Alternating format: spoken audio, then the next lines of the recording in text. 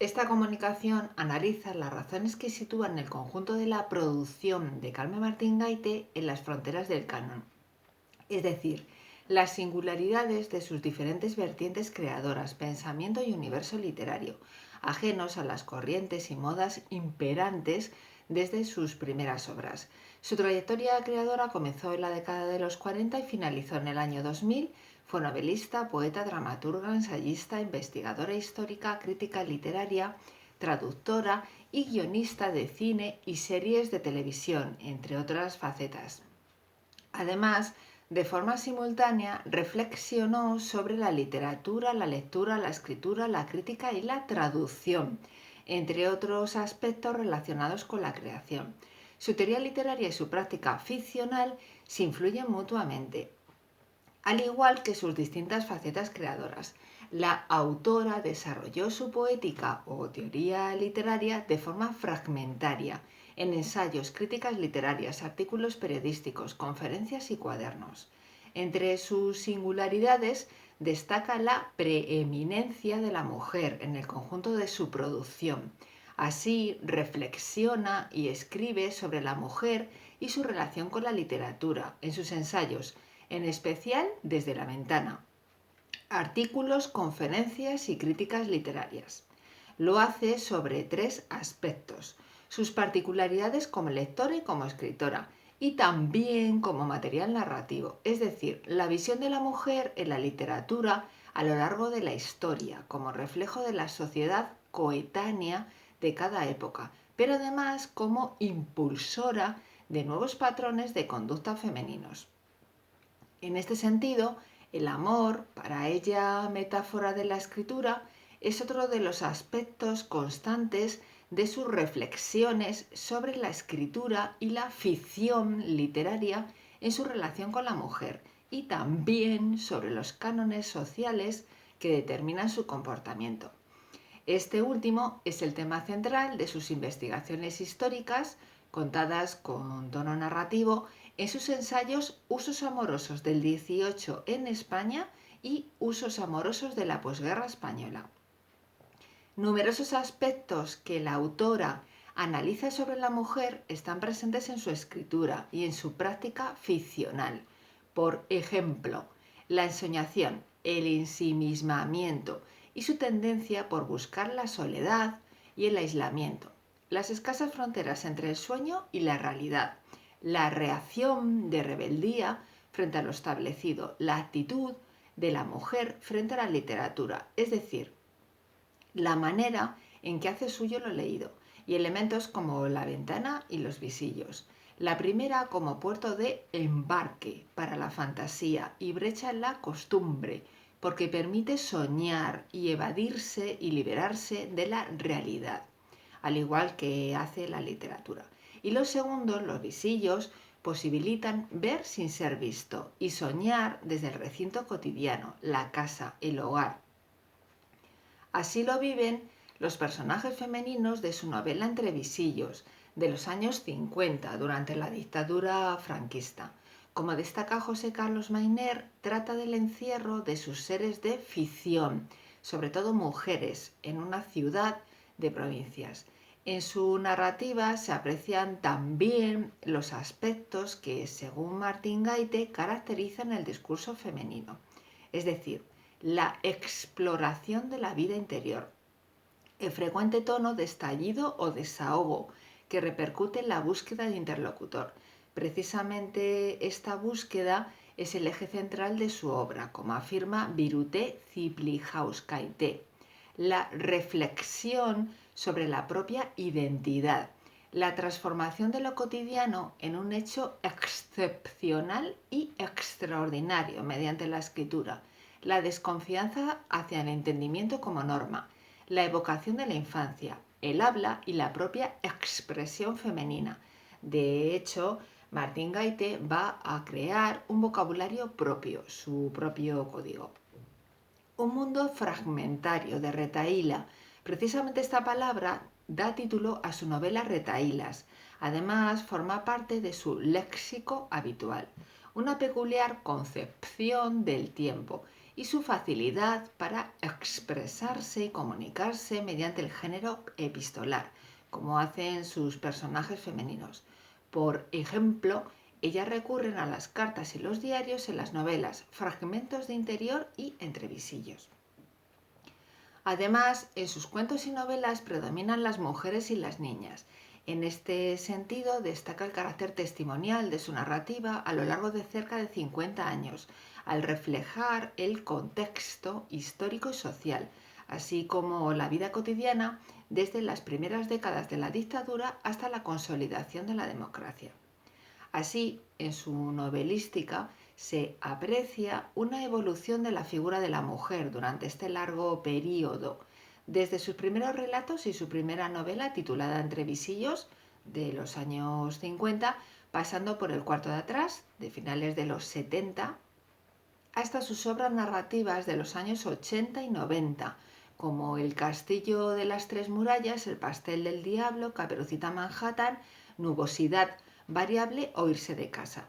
En gran medida sus personajes femeninos se distinguen por su deseo de comunicación, su afición al diálogo y las historias orales, su tendencia a la fantasía, su rica vida interior y la búsqueda de la libertad. La autora las califica como la fogata nata de la cotidianidad, ya que se suelen refugiar y liberar en los sueños, las ensoñaciones, la ventana, la lectura o la escritura. Para Rafael Chirves y José Teruel, la propia autora se caracteriza por sus fugas a través de su literatura, que era su refugio y evasión. En especial en sus narraciones de las últimas décadas encontramos mujeres y niñas independientes, soñadoras, apasionadas de la literatura, lectoras u oyentes de narraciones, narradoras. De hecho, sueñan mucho.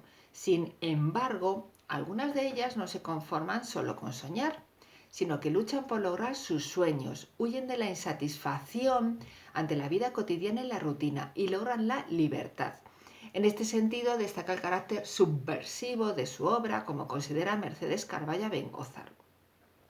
Un aspecto que se halla, por ejemplo, en sus creaciones de literatura infantil y juvenil, incluida la reinterpretación que la escritora hace de cuentos clásicos, como la novela Caperucita Manhattan, protagonizada por una de sus niñas soñadoras, imaginativas, fantasiosas, curiosas, decididas y avispadas. Apasionada de los cuentos, Sarah Allen se fuga de su casa para vivir una aventura y alcanzar la libertad. Son modernos cuentos de hadas, debido a la mirada personal de la escritora, con las singularidades de su pensamiento y universo literario, como es la perspectiva de género. La mujer está presente además en sus críticas literarias y en sus traducciones de obras narrativas. Es evidente la influencia de muchas de estas escritoras con las que compartía numerosas afinidades en su práctica ficcional y en su teoría literaria. Precisamente Martín Gaite las pone como ejemplo del arte de narrar, al igual que hace con numerosos autores. No en vano fue una lectora contumaz desde niña. Otra de las singularidades de su producción es su temática, es decir, la reivindicación de la figura de la mujer y de la libertad individual, la evasión y el refugio ante la cotidianidad, la huida de la realidad mediante la ficción y el sueño, las escasas fronteras entre los dos, la magia, la fantasía, el viaje interior, como búsqueda de las raíces y la construcción de la identidad personal mediante la escritura y la memoria o el regreso al pasado.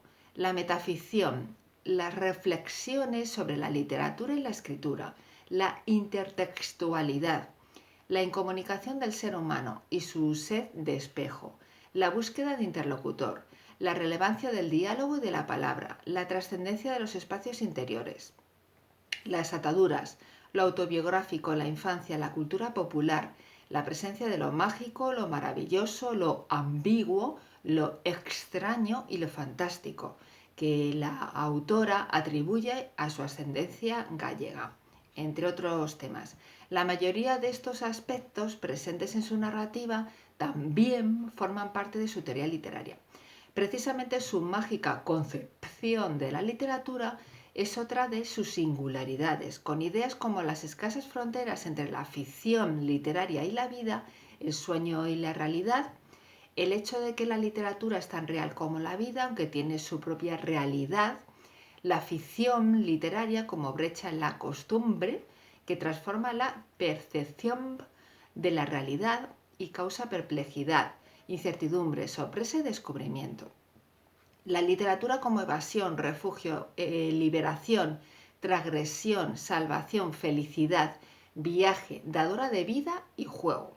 Y la escritura como el arte de la transformación, que propicia la facultad de soñar y convierte en excepcional lo ordinario, entre otros muchos aspectos.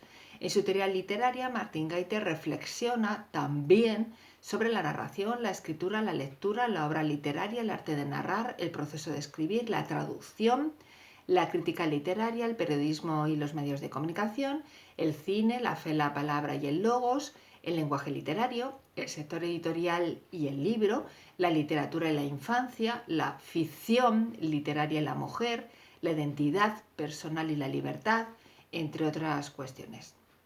Es decir, los distintos componentes del modelo clásico de la comunicación aplicados a la literatura, ya que la escritura la consideraba como un acto comunicativo. De hecho, su obra tiene también un carácter circular. Aunque perteneciente a la denominada generación del medio siglo, su trayectoria creadora es de cuño personal, por un universo literario, un vocabulario y un estilo propios, una temática constante, su fino sentido del humor y su ironía, su personal mirada, sus influencias culturales, como su ascendencia gallega, sus numerosísimas lecturas, su profuso conocimiento de varios idiomas, de la literatura y de otras disciplinas, su afición al cine, su interés por la pintura, el estudio de la historia y sus diferentes facetas creadoras. Su singular trayectoria literaria, ajena a la moda y a las tendencias y constante durante cerca de 50 años. La coherencia de su obra, reflejo de su pensamiento, su compromiso con el lector y con la escritura. Ella estaba centrada en escribir en lugar de estar atenta a las promociones, los medios de comunicación o la gestión de su obra. Su concepción de la literatura, que constituye una teoría, y la mutua influencia entre su poética y su práctica ficcional, entre su vida y su literatura, y entre sus distintas facetas creadoras. La autora aseguraba no haber cambiado nunca de estilo. Se caracteriza por su visualidad, su oralidad o tono conversacional, el primoroso esmero y cuidado del uso de la lengua, el hibridismo de géneros y el carácter fragmentario, entre otros aspectos. Su obra ha estado ajena a los gustos y la corriente imperante de la época desde sus primeras narraciones, por ejemplo, el libro de la fiebre, de tintes poéticos y surrealistas, que dejó inconclusa tras la opinión de uno de los escritores de su generación literaria, El balneario, centrada en las escasas fronteras entre sueño y realidad y con elementos surrealistas y fantásticos, ritmo lento de corte psicológico y por ello de discreta acogida en su momento, Retahílas, que es el diálogo ininterrumpido o la concatenación de los monólogos de los dos protagonistas, y El cuarto de atrás, su novela más autobiográfica y fantástica, con elementos también de género policíaco o de misterio, de terror, rosa e histórico. Además, es un ejercicio y juego metaliterario, al igual que Nubosidad variable y La reina de las nieves. Precisamente estas tres últimas novelas y retahílas son algunos ejemplos de la originalidad o innovación de su narrativa por su temática y por su factura, su arte de narrar. Sus ensayos literarios e históricos, sus investigaciones y sus trabajos periodísticos, entre otras facetas creadoras, son también innovadores. La escritora dedicó más de una década a las investigaciones históricas, en especial sobre el siglo XVIII, y gran parte de su producción a estos ensayos. Esta labor investigadora ha sido alabada por estudiosos y críticos. Por ejemplo, María Dolores Albiach Blanco destaca su importante contribución sobre el conocimiento del siglo XVIII, poco estudiada a principios de los años 60, como en el régimen franquista. Para ella, la autora figura entre quienes de modo riguroso y comprometido iniciaron en España el estudio de dicho siglo sin prejuicios y con sentido crítico. Además, entre otros méritos, Martín Gaite planteó cosas que luego han sido de entendimiento común. Sus biografías y ensayos históricos se distinguen por su rigor investigador. La escritora se documentaba en profundidad en sus distintas facetas creadoras, como para su narrativa y sus reflexiones sobre la literatura y la escritura. La trascendencia de la cultura popular. Por ejemplo, las coplas y la novela rosa, como una de las variadas fuentes que ella consulta junto con las oficiales en su labor investigadora, distintas de las que se suelen utilizar. El protagonismo en la narración de los datos intrahistóricos y culturales, vidas, hechos y detalles que no suelen formar parte de este tipo de ensayos e investigaciones, además de los habituales.